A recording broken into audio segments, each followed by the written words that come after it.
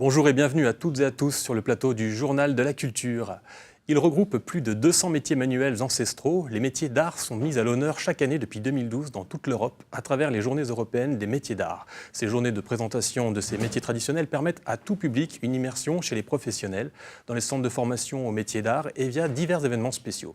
Aujourd'hui, nous parlerons donc de l'édition 2018 des GEMA de Genève qui se déroulera les 20, 21 et 22 avril prochains. Bonjour Véronique Lombard, vous êtes coordinatrice GEMA en ville de Genève. Oui, bonjour. Bonjour Serge Belair. Alors vous êtes le directeur général de l'Office pour l'orientation de la formation professionnelle et continue.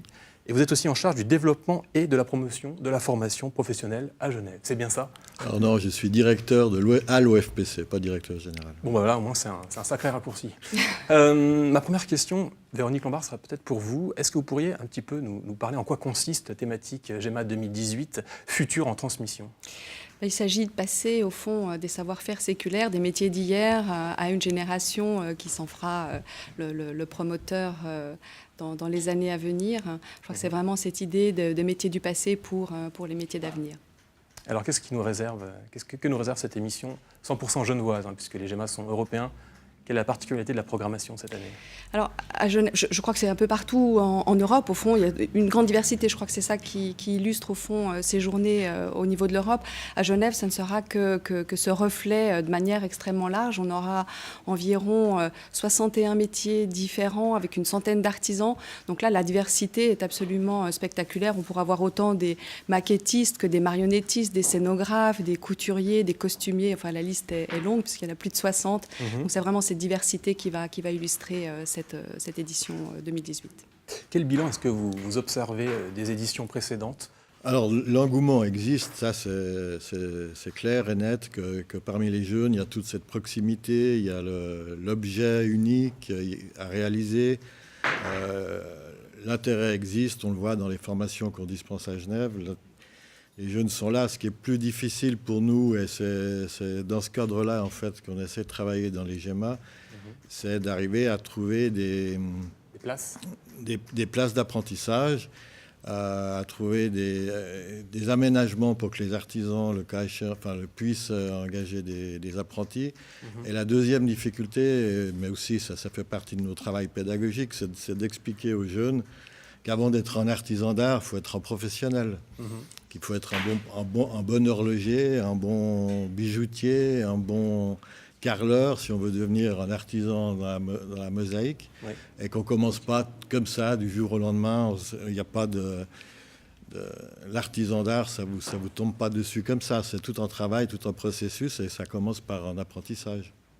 Les métiers d'artisanat, les métiers d'art mis en valeur par les GEMA doivent d'abord être une vocation, pensez chez les jeunes, avant d'être finalement une envie par découverte. Est-ce que c'est quelque chose que les jeunes, que les gens, même il n'y a pas que les jeunes qui veulent faire ces métiers-là, peut-être des personnes qui se réorientent un peu plus tard, mais est-ce que c'est des choses qui sont dans les tripes? Ce sont des métiers de passionnés finalement? Des métiers de passionnés, assurément. Des métiers de vocation, je ne sais pas, c'est difficile de parler à la place des artisans. Je crois que c'est aussi parfois une opportunité. Tout à coup, on découvre et on est fasciné par un métier. Donc je pense que ça peut fasciner des jeunes, mais fasciner aussi des gens qui sont dans un parcours professionnel, qui ont envie de se réorienter. Ouais. Et je pense que c'est plus la fascination pour l'originalité du métier, de voir le résultat de tout ce qui est do it yourself. Aujourd'hui, on voit bien que c'est très à la mode, donc de fabriquer, d'être confronté à la matière. Je crois que c'est essentiellement ça, et en tout cas de la vocation, je ne sais pas, mais en tout cas de la passion. Assurément. Alors les GEMA sont présents dans toute l'Europe, on l'a dit, dans 19 pays à peu près.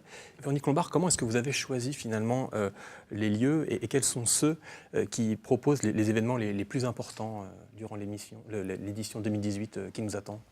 Alors, pour la sélection, on a un comité de programmation qui regroupe un représentant du canton pour la formation, 2 associations d'artisans, l'association carougeoise et l'association Label Genève, qui regroupe des artisans qui se déploient sur tout le canton de Genève. Et puis, moi, je me fais le porte-parole des métiers de la culture. Donc, au fond, nous invitons les professionnels. Les gens ne postulent pas. C'est nous qui allons chercher des artisans ou des lieux, des théâtres, des bibliothèques pour ce qui est des métiers de la culture, pour n'en citer que quelques-uns.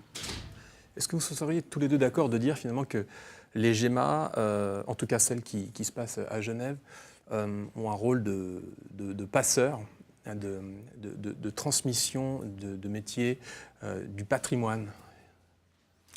Serge Belair, peut-être.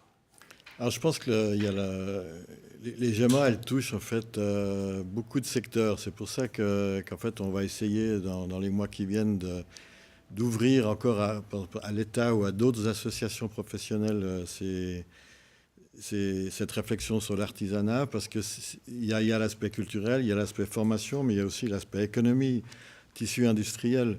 Donc voilà, c'est un des grands intérêts de ces journées, c'est cette diversité d'approches qu'on peut faire à travers ces métiers. Ce sont des métiers qui, d'après vous, Véronique Lombard, ont encore de l'avenir?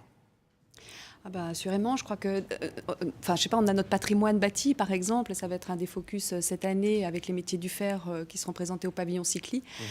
Si on n'a pas les métiers d'art, on ne peut tout simplement pas entretenir notre patrimoine.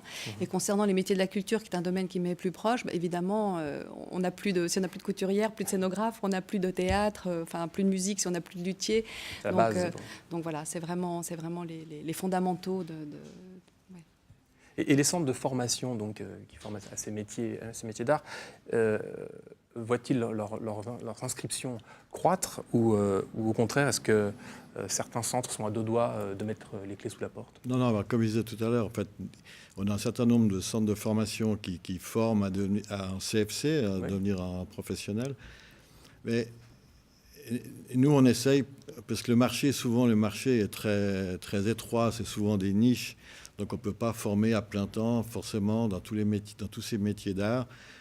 5 ou 6 artisans par année, luthiers par exemple, très rapidement le marché serait saturé et puis il mettrait en péril tous les artisans. Voilà. Donc nous on essaye de favoriser en fait l'apprentissage dual, c'est-à-dire en partie en école, en partie en entreprise, et de trouver des formules qui allègent en fait le fardeau, entre guillemets, de cette formation, d'aider ces artisans au moment où ils commencent à se dire qu'il faut passer le témoin parce qu'ils vont prendre leur retraite. Ouais. C'est à ce moment-là qu'il faut aider ces gens à pouvoir passer le témoin.